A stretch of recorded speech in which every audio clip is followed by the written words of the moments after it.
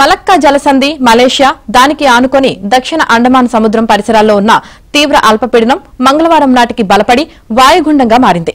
ఇది రానున్న 24 గంటల్లో బంగాళాఖాతం వైపు పయనిస్తూ క్రమేపీ బలహీన పడుతుందని వాతావరణ శాఖ అంచనా వేసింది. మరోవైపు నైరుతి బంగాళాఖాతం శ్రీలంక పరిసరాల్లో మంగళవారం అల్పపీడనం ఏర్పడింది. ఇది ఉత్తర వాయువ్యంగా పయనించి బుధవారానికి తీవ్ర అల్పపీడనంగా ఆ తర్వాత 24 గంటల్లో వాయుగుండంగా మారుతుంది. వీటి ప్రభావంతో ఈ నెల 28వ తేదీ నుంచి వర్షాలు పెరుగుతాయని వాతావరణ శాఖ తెలిపింది. ఈ నెల 29న రాయలసీమ దక్షిణ కోస్తాల్లో అనేక చోట్ల తేలికపాటి నుంచి ఒక మోస్తరుగా అక్కడక్కడ భారీగా ఉత్తర కోస్తాలో పలుచోట్ల వర్షాలు కురుస్తాయి. మరోవైపు నైరుతి బంగాళాఖాతం శ్రీలంక పరిసరాల్లో మంగళవారం అల్పపీడనం ఏర్పడింది. ఇది ఉత్తర వాయువ్యంగా పయనించి బుధవారానికి తీవ్ర అల్పపీడనంగా ఆ తర్వాత 24 గంటల్లో వాయుగుండంగా మారుతుంది.